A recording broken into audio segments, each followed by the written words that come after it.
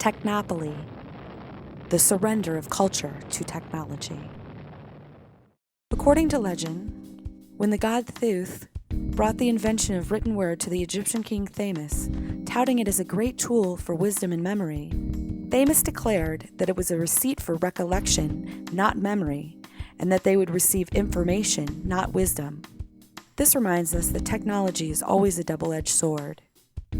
Postman classifies societies into 3 stages: tool-using cultures, technocracies, and technopolies. In tool-using cultures, tools are designed for 2 reasons: to solve an urgent problem or to serve the world of art. These tools did not interfere with the culture or belief system, or at least they did not intend to. Postman points to 3 tools in particular that helped change the way tool-using cultures related to the world around them. The mechanical clock was created in order to regulate daily devotions, but once outside the monastery walls, it allowed for the standardization of labor and the creation of capitalism itself. The printing press attacked oral traditions, increasing literacy, but not necessarily understanding of the materials. The telescope attacked Christian ideology. Until that time, it was assumed that the earth was the center of the universe and what was most important to God. Tools took on a more important role, and tool-using cultures evolved into technocracies. Tools play a central role in the thought world of the culture. Tools are not integrated into the culture, they attack it. But even so, the tools and traditional values coexisted. As the world plunged into the Industrial Revolution, another shift began. The beginnings of Technopoly can be traced back to 1910. This was the first use of Taylor's principle of scientific management. The technique can do the thinking for people. Technopoly is defined by Postman as a state of culture and a state of mind. It is the deification of technology. Culture seeks its authorization in technology, finds its satisfaction in technology, and takes its orders from technology. Technology is blamed for the rapid dissolution of most things associated with traditional beliefs. Those most comfortable with Technopoly are convinced that technological process is humanity's supreme achievement and the instrument by which their most supreme dilemmas may be solved. They believe that information's continued and uncontrolled production and distribution offers increased freedom, creativity, and peace of mind.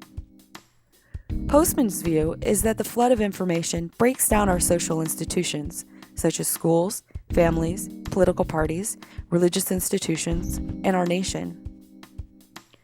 Technopoly's fruitless methods to control this flood of information have been through bureaucracies, expertise, and technical machinery. Technology is not simply a neutral element in the practice of medicine. And doctors don't just use technologies, but are used by them. Technology creates its own imperatives, and at the same time creates a wide-ranging social system to enforce its imperatives.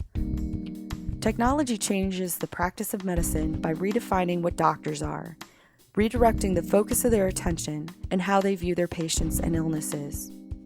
In the traditional model, there were direct communication of patients' experience and physicians' questions, observations, and reports. Today, physicians interact with our bodies via exams and technologies. They make judgments based solely on technological reports. Humans can be thought of as information processors. One metaphor is that humans are thinking machines, but the computer can think better than humans can. Technopoly makes people believe that computers have human characteristics. They get infected with viruses, get blamed when they are down, but they cannot solve the serious problems of our day. They are all process, and good at speed, calculation, storing vast amounts of information, and are a new mode of transportation, but not a means of mass communication. They make people believe technological innovation is synonymous with human progress. These are technologies that act like machines, but are technologies. They give direction to our thoughts, generate new ideas, venerate old ones, expose facts, or hide them. Language, specifically questions, are an invisible technology, as well as a concept of intelligence, public opinion polls, and management. The question in Technopoly becomes whether we control these technologies or they control us.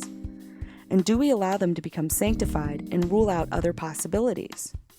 We are largely unaware of both the origins and the effects of these technologies. The solution, according to Postman, is these techniques must remain visible. It must be understood where they come from and what they are good for. These three ideas stand as pillars of Technopoly and define scientism. 1.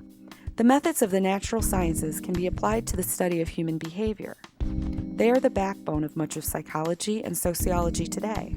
2. Social science generates specific principles which can be used to organize society on a rational and humane basis. 3. Faith in science can serve as a comprehensive belief system that gives meaning to life, as well as a sense of well-being, morality, and immortality. Postman argues that social researchers actually just tell stories, and that there is no actual science involved. Scientism is the actual belief that some standardized set of procedures called science can provide us with unimpeachable sources of moral authority, and that this is Technopoly's grand illusion. Our society has experienced the trivialization of our significant cultural symbols because the adoration of technology preempts the adoration of anything else.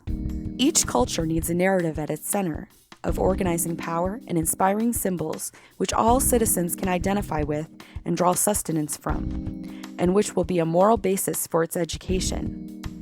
Postman feels America is lacking this and has lost the significance of our heritage in the founding of our country. We now have Technopoly's story: no moral center, progress without limits, rights without responsibilities, technology without cost.